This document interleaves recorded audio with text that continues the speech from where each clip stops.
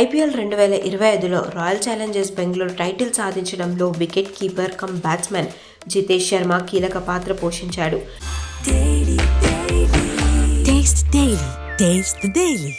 ఫినిషర్గా రాణిస్తూనే కీపర్గా కూడా ప్రశంసలు అందుకున్నాడు.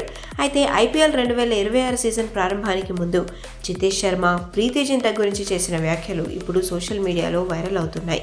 జితేష్ శర్మ గతంలో 3 సీజన్ల పాటు పంజాబ్ కింగ్స్ తరపునే ఆడాడు. 2026 మెగా వేలంలో పంజాబ్ కింగ్స్ అతన్ని తిరిగి దక్కించుకోవడానికి తీవ్రంగా ప్రయత్నించింది.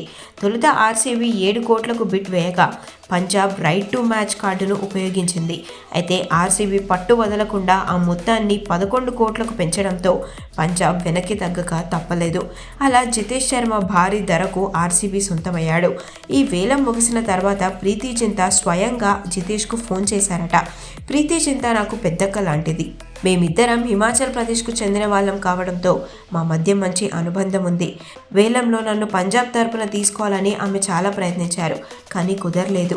దాంతో ఆమె నాకు ఫోన్ చేసి సారీ కూడా చెప్పారు.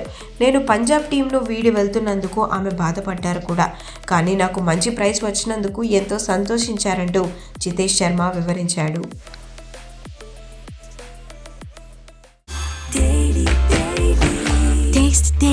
Taste the Daily.